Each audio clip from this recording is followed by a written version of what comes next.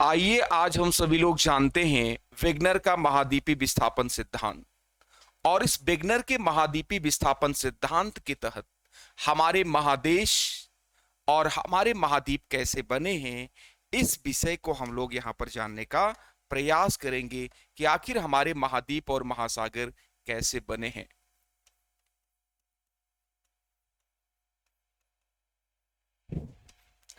Continental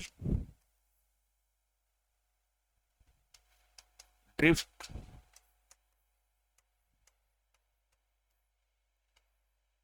theory of Wegener. तो हम continental drift theory of Wegener के तहत यह जानने का प्रयास करेंगे कि आखिर हमारे महाद्वीप और महासागर कैसे बने हैं, कौन सी परिघटनाएं हमारे महाद्वीपों और महासागरों के निर्माण के लिए जिम्मेदार हैं। जब हम इस बात को देखते हैं तो हम सभी के ध्यान में आता है कि वेगनर महोदय ने बताया कि हमारी पृथ्वी कार्बोनिफेरस युग के पहले संपूर्ण पृथ्वी के जो आज महाद्वीप और महासागर है, महाद्वीप एक जगह पर केंद्रीभूत थे। सारे के सारे महादेश, सारे के सारे महाद्वीप एक जगह पर केंद्रीभूत थे और इस जगह का नामकरण वेगनर महोदय ने बताया कि ये भूखंड का नामकरण था पेंजिया। और इस प्रकार से हमारा पेंजिया भूखंड हमारी पृथ्वी पर एक जगह पर केंद्रीभूत था और कार्बोनिफेरस युग में इस पर चंद्रमा का आकर्षण बल लगा और फिर यहां पर कहीं न कहीं ये तैर रहा था पेंथलासा महासागर में, और महासागर में तैरने की वजह से इस भूखंड के एक इस पर बल काम कर रहा था जिसे हम लोग जानते हैं उत्प्लावन बल के नाम से, या फिर हम लोग इसे कहते हैं फ्लोटिंग फोर्स। आर्किमिडीज के फ्लोटिंग फोर्स के सिद्धांत के तहत जब कोई वस्तु किसी जल में डुबोई जाती है तो उसकी तली के द्वारा एक बल लगाया जाता है जिसे हम लोग कहते हैं उत्प्लावन बल। इस भूखंड पर उत्प्लावन बल और चंद्रमा का आकर्षण बल लग रहा था।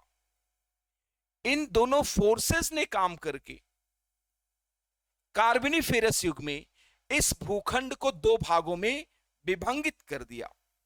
यह हमारा भूखंड दो भागों में टूट गया, और जब यह हमारा भूखंड दो भागों में टूट गया तो ऊपर वाले भाग का नामकरण हम करते हैं लारेशिया के रूप में, लारेशिया के रूप में करते हैं, या फिर इसे हम कहते हैं अंगारा लैंड।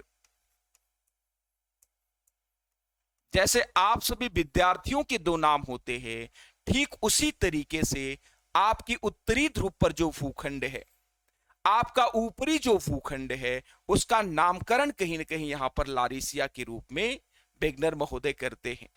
और नीचे वाले भाग का नामकरण, ये वाला भाग जो आप नीचे देख रहे हैं, इस भाग का नामकरण गोंडवाना लैंड के रूप में वेगनर महोदय के द्वारा किया जाता है। गोंडवाना लैंड, गोंडवाना लैंड के रूप में वेगनर महोदय के द्वारा किया जाता है।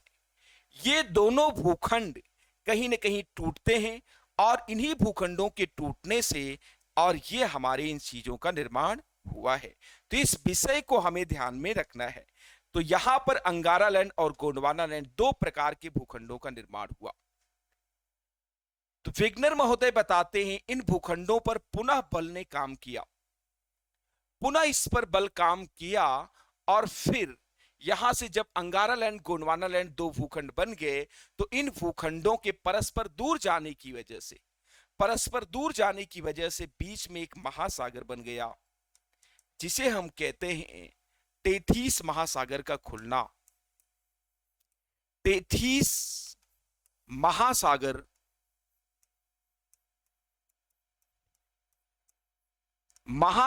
का खुलना,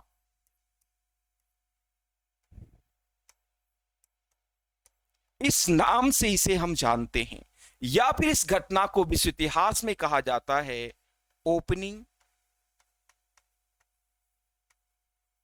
ऑफ टेथीस, ओपनिंग ऑफ टेथीस। इस प्रकार से हम लोग इसको इस रूप में देखने हैं।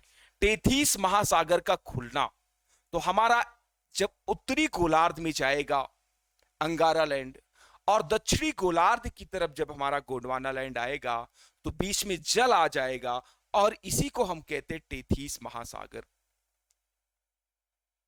फिर यहां पर कहीं ना कहीं जुरैसिक पीरियड आता है, और इस जुरैसिक पीरियड में भी इन शक्तियों ने काम करना अपना जारी रखा।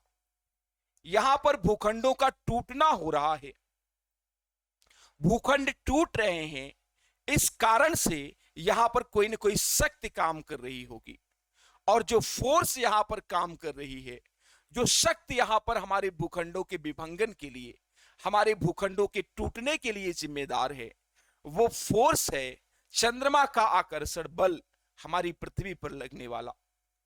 और साथ ही साथ बिगनर महोदय ने एक बल की बात की है, उस बल का नाम है ज्वारीय बल, उत्प्लावन बल, जिसे हम कहते हैं आर्किमिडीज के सिद्धांत के तहत इस भूखंड पर जुरैसिक पीरियड में भी लगा, और इस कारण से यह भूखंड हमारा 3 भागों में विभंगित हो गया। जब यह भूखंड हमारा 3 भागों में विभंगित हो गया, तो इस भाग का नामकरण ये करते हैं उत्तरी अमेरिका, उत्तरी अमेरिका के रूप में करते हैं। यह हमारा उत्तरी अमेरिका हुआ, नॉर्थ अमेरिका, और इस वाले भूखंड का नामकरण ये यूरोप के रूप में करते हैं, और इस वाले भूखंड का नामकरण बिगनर महोदय एशिया के रूप में करते हैं। इस तरीके से बिगनर महोदय बताते हैं कि इन सारे के सारे 3 भूखंडों का निर्माण हुआ, पुनः परिवर्तनकारी बल इस पर काम किया, और ये हमारे 3 भूखंड पुनः निर्मित हुए। पुनः बिगनर महोदय बताते हैं कि इन शक्तियों ने यहां पर नॉर्थ अमेरिका का निर्माण किया, और फिर यहां पर अफ्रीका का निर्माण किया, फिर यहां पर आपके मेडागास्कर का निर्माण किया, और फिर यहां पर अंटार्कटिका का निर्माण किया, और फिर प्रायद्वीपीय भारत और ऑस्ट्रेलिया जैसे भूखंडों का निर्माण हुआ। यहां पर कहीं ना कहीं आपके नॉर्थ अमेरिका, दक्षिणी अमेरिका का निर्माण हुआ।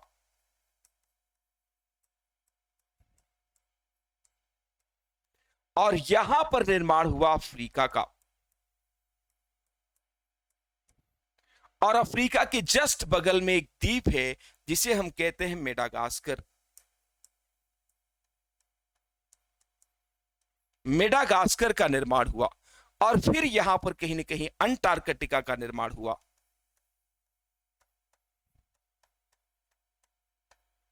और फिर यहां पर आपके प्रायद्वीपीय भारत का निर्माण हुआ। पेनिनसुलर इंडिया आपका बना, प्रायद्वीपीय भारत, और फिर यहां पर आपके एक भूखंड का निर्माण हुआ जिसे आप लोग कहते हैं ऑस्ट्रेलिया।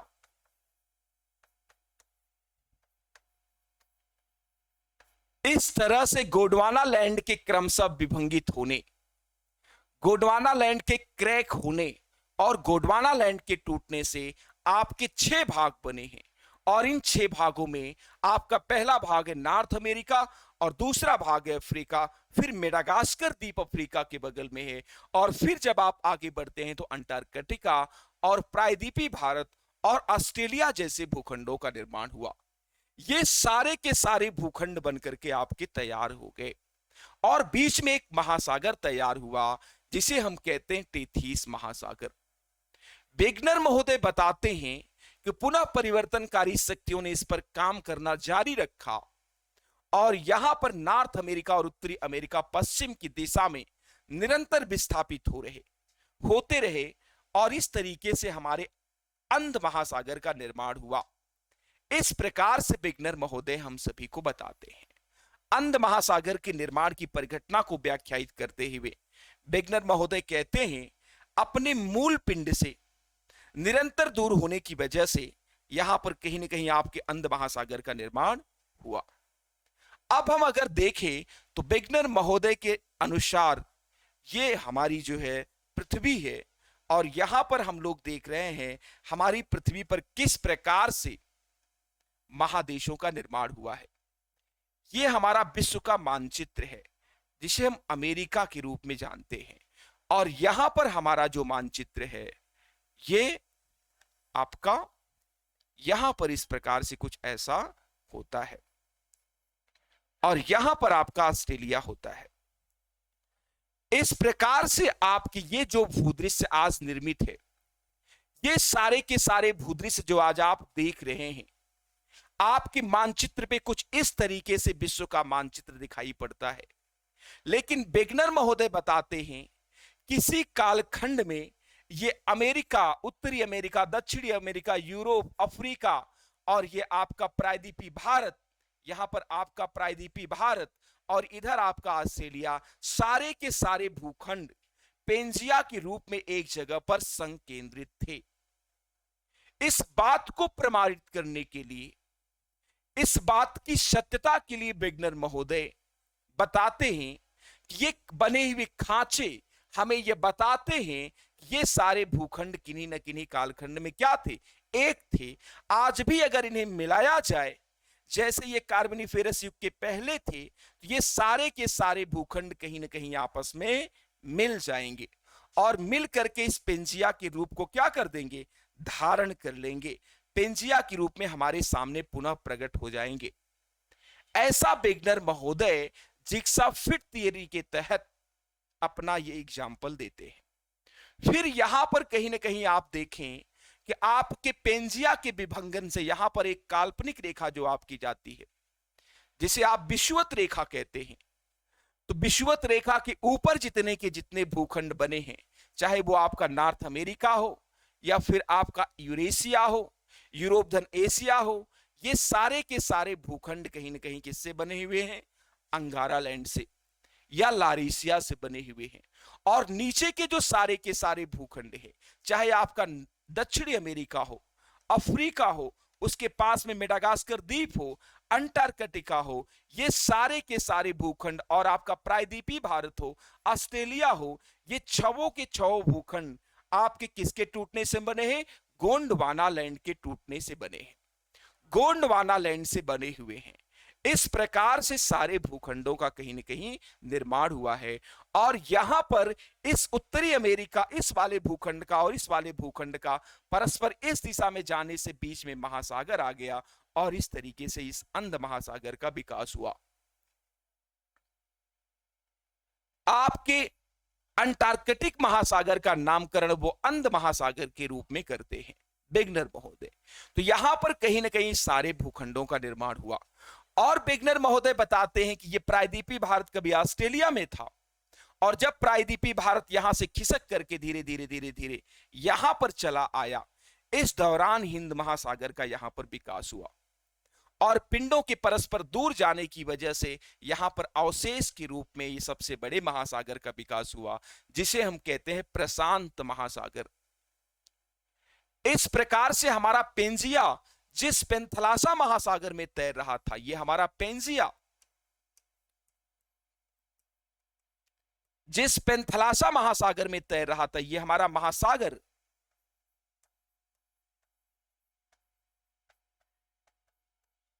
तो इस पेंथलासा महासागर से ही अब बहुत अन्य महासागर बन गए। इस प्रकार से हमारे महासागरों और महादेशों का निर्माण हुआ, सारे महाद्वीपों का निर्माण किसी न किसी कालखंड में हुआ। प्लायोसीन युग में जाकर के ये सारे के सारे भूखंड अपने स्वरूप को बिल्कुल निश्चित कर लिए, जैसा कि आज हम मानचित्र पर देखते हैं। इस समय हम जिस स्वरूप में मानचित्र में देखते हैं, वैसा स्वरूप जाकर के निश्चित हो गया। तो ये बातें जब हम वेगनर का महाद्वीपीय विस्थापन सिद्धांत पढ़ रहे हैं, तो कहीं न कहीं महाद्वीपों और महादेशों के निर्माण के संदर्भ में यह बहुत महत्वपूर्ण हो जाता है प्रतियोगिता की दृष्टिकोण से। तो सबसे पहले हमें ध्यान में लाना होगा कि वेगनर के महाद्वीपीय विस्थापन सिद्धांत के तहत वेगनर ने पेंजिया भूखंड की परिकल्पना की और वो पेंजिया पेंथलासा महासागर में तैर रहा था। दो शक्तियों की बात की, प्लमन शक्ति और फिर यहां पर कहीं ना कहीं चंद्रमा की लगने वाली आकर्षण शक्ति की वजह से हमारा पेंजिया टूटा और पेंजिया के टूटने से कहीं ना कहीं लारेशिया अंगारा लैंड बना, फिर नीचे वाला भाग गोंडवाना लैंड बना। ये दोनों भूखंड बनकर के तैयार हो गए। और फिर इन परिवर्तनकारी शक्तियों ने, बिना शक्ति के किसी भी भूखंड, कोई भी कार्य दुनिया में संभव नहीं है। और भूखंड का टूटना और उनका विस्थापित होना, एक स्थान से दूसरे स्थान पर जाना, ये तो बहुत बड़ी परिघटना है अपने आप में। तो यहां पर कहीं ना कहीं हमारे भूखंड अगर टूट रहे हैं और महादेश, यहां पर उन्हीं शक्तियों ने पुनः काम किया। आपकी चंद्रमा की आकर्षण शक्ति जो हमारी पृथ्वी पर लगता है, क्योंकि चंद्रमा नजदीक पिंड है, ऐसा उदाहरण वेगनर महोदय देते हैं। और दूसरी फोर्सेस प्लमन शक्ति ने पुनः काम किया और ये तीन भूखंड उत्तरी गोलार्ध में जो आपके सारे महादेश महाद्वीप स्थित है, उन सब का निर्माण हुआ। चाहे आपका नॉर्थ अमेरिका हो या फिर आपका यूरोप और एशिया, और फिर दक्षिणी गोलार्ध में आपके south America, Africa, Madagascar, Antarctica, प्रायद्वीपीय भारत, ऑस्ट्रेलिया जैसे भूखंडों का निर्माण हुआ ये गोंडवाना लैंड से। इस प्रकार से सारे के सारे भूदृश्य प्लायोसीन युग में जाकर के तैयार हो गए। सारे महासागर स्पष्ट हो गए, अपनी स्थिति पर चले गए और सारे के सारे महाद्वीपों का निर्माण हो गया। ऐसा वेगनर महोदय हम सभी को बताते हैं। यहां पर एक बात हम सभी विद्यार्थियों को समझना चाहिए, सभी विद्यार्थियों को इस पर ध्यान देना चाहिए। कहीं ना कहीं यहां पर जब हम देखते हैं तो हमारे देखने में यह बात स्पष्ट होती है कि इस थियरी का प्रतिपादन वेगनर महोदय ने 1912 में इस पर रिसर्च करना शुरू किया। और आप सभी लोग जानते हैं उस दौरान दुनिया युद्ध की विभीषिका से गुजर रही थी, दुनिया में युद्ध चल रहा था। इस कारण से कहीं ना कहीं वेगनर महोदय के रिसर्च की तरफ दुनिया का ध्यान नहीं गया। जब कहीं युद्ध हो रहा होता है तो कहीं ना कहीं वहां पर ज्ञान विज्ञान की परिघटनाएं बाधित हो जाती हैं, सांस्कृतिक परिघटनाएं, सांस्कृतिक विकास अवरुद्ध हो जाता है, क्योंकि वहां जीवन मरण का प्रश्न होता है। ऐसे समय में दुनिया का ध्यान इनके रिसर्च की तरफ नहीं गया। लेकिन विश्व युद्ध की समाप्ति के बाद दुनिया ने 1918 के बाद प्रथम विश्व युद्ध समाप्त हो गया और दुनिया का ध्यान इनकी रिसर्च की तरफ गया। तब तक इनकी मृत्यु हो चुकी थी और दुनिया ने इनके सिद्धांत को देखा, पढ़ा, जाना, समझा और दुनिया इस बात से अवगत हुई कि हमारे बीच में ही एक व्यक्ति वेगनर महोदय रह रहे थे, जो हमें यह बताने का निरंतर प्रयास कर रहे थे कि आखिर हमारे महाद्वीपों और हमारे महादेशों का निर्माण कैसे हुआ है, कौन सी परिघटनाएं हैं जो हमारे कॉन्टिनेंटल ड्रिफ्ट थियरी को सिद्ध करती हैं, ऐसा बताने का हमें प्रयास कर रहे थे। यहां पर जब हम देखते हैं तो कहीं ना कहीं वेगनर महोदय के द्वारा जो दिया गया सिद्धांत है, या उनके सम्मान में हम इसे वेगनर महोदय का महाद्वीपीय विस्थापन सिद्धांत कहते हैं, वास्तव में इसकी अपनी लिमिटेशंस है, इसकी अपनी सीमाएं हैं। यह सार्वभौमिक सिद्धांत नहीं है, इसमें बहुत सारी त्रुटियां हैं, बहुत सारी असत्यताएं हैं। इस कारण से कहीं ना कहीं आगे जाकर के 1960 के दशक में एक सिद्धांत आता है जिसे हम कहते हैं प्लेट विवर्तनकी के सिद्धांत, प्लेट पे टेक्टोनिक थ्योरी, जिसके तहत स्पष्ट व्याख्या हो पाती है हमारे महाद्वीपों और महादेशों के निर्माण के लिए कौन सी शक्तियां उत्तरदायी हैं या फिर उनका निर्माण कैसे हुआ है। ये बातें स्पष्ट होती हैं। बाद में जाकर के 1960 तक 40 वर्षों तक, इस बीच के 40 वर्षों तक वेगनर महोदय का महाद्वीपीय विस्थापन सिद्धांत एकदम सिद्धांत के रूप में, प्रिंसिपल के रूप में दुनिया के सामने मान्य रहा, दुनिया इसे मानती रही। लेकिन जब प्लेट टेक्टोनिक सिद्धांत आ जाता है तो कहीं ना कहीं ये प्रश्न के घेरे में आ जाता है इनका सिद्धांत। यहां पर हमें देखने की आवश्यकता है, ये जिग्सा फिट अपने सिद्धांत के प्रमाण के संदर्भ में जिग्सा फिट सिद्धांत का सहारा लेते हैं, जिग्सा फिट खेल का सहारा लेते हैं। जैसे बच्चे खेलते हैं जो खेल, जिग्सा फिट, हाथी का पैर अलग, उसका सूंड अलग, उसका धड़ अलग, अलग अलग करके बच्चों को मनोवैज्ञानिक विकास के लिए ये सारी चीजें दे दी जाती हैं और बच्चा उसे असेंबल करके पुनः एक एलिफेंट, हाथी के रूप में बना देता है, जिससे बच्चे की मानसिक क्षमता और उसकी रचनात्मक क्षमता का विकास होता है। इस कारण से यह खेल बच्चों को खिलाया जाता है। वही जिक्सा फिट खेल का इन्होंने सहारा लिया। इन्होंने कहा कि आज भी अगर सारे के सारे ये महादेश जो है स्थित है, इन सारे के सारे महादेशों को अभी भी अगर आपस में मिलाया जाए तो इनके खांचे हमें बताते हैं कि ये किसी ना किसी कालखंड में एक थे, किसी ना किसी कालखंड में एक थे, और इन्हें आज भी मिलाया जाए तो ये मिलकर के इस पेंजिया का रूप धारण कर सकते हैं। जिक्सा फिट खेल का सहारा लिया। इन्होंने वनस्पतियों का सहारा लिया। इन्होंने अपने सिद्धांत के तर्क में कहा कि यहां की चट्टानें और प्रायद्वीपीय भारत की चट्टानों के क्रम में ये सभी विशेषताएं मौजूद हैं, सिमिलरिटीज है। और फिर इन्होंने कहा कि यहां पर एक जीव पाया जाता है जो फ्लेमिंग जीव है। इसका प्रवास इस वाले एरिया में होता था। जब यहां फ्लेमिंग की संख्या ज्यादा हो जाती थी तो उनका प्रवाह पश्चिम की दिशा में होता था, और पश्चिम की दिशा में ये जब भूखंड एक इसमें जुड़ा हुआ था तो ये प्रवास करके यहां पर चले आते थे नॉर्थ अमेरिका वाले भूभाग में। लेकिन नॉर्थ अमेरिका जब दूर चला गया तो बीच में महासागर आ गया। अब इनकी प्रवास की आदत निरंतर रूप से बनी रही, और ये सारे फ्लेमिंग जीव आकर के यहां अंध महासागर में डूब जाते हैं। इसी कारण से उन्होंने तर्क दिया कि आज ये जीव विलोपन के कगार पर हैं, संकटग्रस्त हैं। ऐसा सहारा लेकर के उन्होंने बताया कि यहां को अभी खांचे को मिलाया जाए तो आपस में मिल जाएंगे।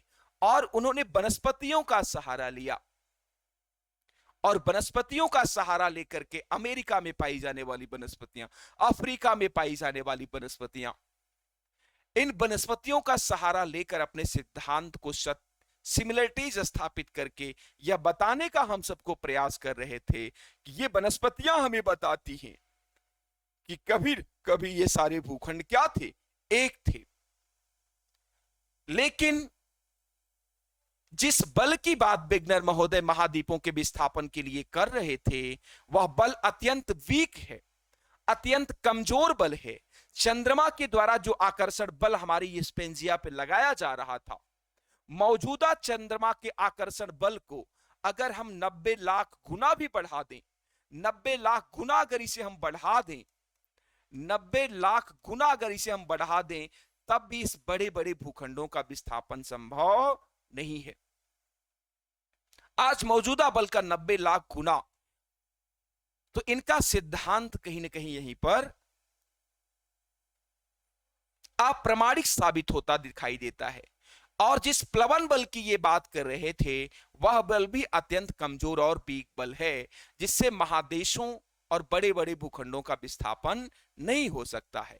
तो ये जिस प्रकार के बल की बात महाद्वीपों के विस्थापन के लिए कर रहे थे, ये कहीं ना कहीं क्या हो गए, अपने सिद्धांत में फेल हो गए। तो इनके सिद्धांत को हम हाइपोथेसिस के रूप में देखेंगे। आगे जो हमारा सिद्धांत आएगा वो सिद्धांत होगा प्लेट टेक्टोनिक थ्योरी, जो पूरी तरीके से वैज्ञानिक सिद्धांत है, प्रमाणिक सिद्धांत है। लेकिन इनके सम्मान में इन्होंने दुनिया को बताने का प्रयास किया, द्वितीय विश्व युद्ध के दौरान बताने का प्रयास किया जब दुनिया विश्व युद्ध से ग्रस्त थी। इस कारण से इनके सिद्धांत को हम सम्मान की दृष्टिकोण से इनके हाइपोथेसिस को सिद्धांत का दर्जा देते हैं। तो इस विषय को बिल्कुल ध्यान में रखना है। तीन सारे भूखंडों का कहीं न कहीं निर्माण हुआ। फिर यहां पर देखने की आवश्यकता है सभी विद्यार्थियों को, कहीं न कहीं बिगनर महोदय, यहां पर अगर हम देखें तो बिगनर महोदय की दृष्टि में आपका महान भारत, आपका सशक्त भारत और आपका मजबूत भारत कहीं न कहीं बहुत विशिष्ट स्थान रखता है। बिगनर महोदय की भी दृष्टि में भारत का अपना एक विशिष्ट महत्व है। इसी कारण बिगनर महोदय बताते हैं कि भारत के निर्माण में दोनों क्रम की चट्टानें शामिल हैं। भारत के निर्माण में दोनों क्रम की चट्टानें कहीं न कहीं क्या हैं, शामिल हैं, ऐसा बिगनर महोदय बताते हैं। बिगनर महोदय कहते हैं कि ये हमारा जो भारत है इसके निर्माण में दोनों प्रकार के भूखंड शामिल हैं। दोनों प्रकार के भूखंड भारत के निर्माण में शामिल है। वो चाहे गोंडवाना लैंड हो या चाहे अंगारा लैंड हो, दोनों प्रकार के भूखंड भारत के निर्माण में शामिल है। आपके भारत के निर्माण में यहां पर कहीं ना कहीं बिगनर महोदय बताते हैं भारत का ये वाला एरिया जो है वो किसका भाग है, वो है लारेशिया का भाग। भारत के लिए बताते हैं कि यह लारेशिया का भाग, और नीचे वाले भारत जो आपका प्रायद्वीपीय भारत है, इस भारत के निर्माण के लिए वो कहते हैं इस भारत के निर्माण में गोंडवाना लैंड की भूमि शामिल है। इस तरीके से अगर हम देखें तो कहीं ना कहीं भारत के निर्माण में अंगारा लैंड और गोंडवाना लैंड दोनों भूखंडों की भूमि शामिल है। दोनों भूखंड भारत के निर्माण में कहीं ना कहीं शामिल है। ये आपके भारत या इंडिया का निर्माण करते हैं। इस तरीके से लारेशिया और गोंडवाना लैंड दोनों संयुक्त रूप से मिलकर के आपकी उत्तरी भारत नॉर्थ इंडिया लारेशिया का भाग है, या फिर कहा जाए अंगारा लैंड का भाग है, और आपका दक्षिण भारत किसका भाग है, ये प्रायद्वीपीय भारत किसका भाग है, गोंडवाना लैंड का भाग है। आपसे प्रश्न आ सकता है कि बिगनर महोदय के अनुसार भारत के निर्माण में कौन कौन से भूखंडों की जमीन शामिल है। तो विकल्प में दिया रहेगा अंगारा लैंड, दूसरे विकल्प में दिया रहेगा गोंडवाना लैंड, फिर तीसरे विकल्प में दिया रहेगा अंगारा लैंड प्लस गोंडवाना लैंड, और फिर चौथे विकल्प में दिया रहेगा नन ऑफ दीज, उपरोक्त में से कोई नहीं। तो यहां पर कहीं ना कहीं हमें यह समझ करके रखना है, जब हमारा ज्ञान बिल्कुल इस बात को लेकर के क्लियर है कि भारत के निर्माण में लारेशिया और कहीं ना कहीं आपके गोंडवाना लैंड दोनों की भूमि शामिल है, तो आप अपने प्रश्न को सही कर लेंगे। जब मैं लारेशिया कहता हूं तो इसका मतलब होता है अंगारा लैंड। जैसे आप सभी विद्यार्थियों के दो दो नाम होते हैं, एक आप सबके प्रिय माता पिता नाम रखते हैं और एक आपके लिखित में नाम होते हैं। तो यहां पर कहीं ना कहीं उसी तरीके से लारेशिया के भी दो नाम हैं, अंगारा लैंड और लारेशिया। और फिर यहां पर भारत के निर्माण में इस प्रकार से दो भूमियां शामिल हैं। यहां पर हम लोग देख रहे थे बिगनर महोदय का महाद्वीपीय विस्थापन सिद्धांत, continental drift theory of Wegener, जिसके तहत हम जानने का प्रयास कर रहे थे कि आखिर हमारे महादेशों का या हमारे महाद्वीपों का निर्माण कैसे हुआ है। तो पेंजिया पेंथलासा में तैर रहा है, चंद्रमा के आकर्षण बल और पुनः उस पर उत्प्लावन बल, जल तैरती हुई बस तैर रहा है ये, तो कहीं ना कहीं उत्प्लावन बल लगेगा, ये दो भागों में टूट जाएगा। इन दोनों बलों के कारण बिगनर महोदय ऐसा बताते हैं, और फिर ये टूट करके अंगारा लैंड और लारेशिया में, अंगारा लैंड लारेशिया या फिर गोंडवाना लैंड में विभक्त हो जाएगा। परस्पर दूर जाने की वजह से यहां पर टेथीस महासागर का जन्म होगा। इस प्रकार से बिगनर महोदय बताते हैं प्लायोसीन युग में जाकर के हमारे पूरे के पूरे महाद्वीप और महादेशों का निर्माण संभव हो गया। चलिए हम नेक्स्ट क्लास में मिलते हैं। जय हिंद, जय भारत।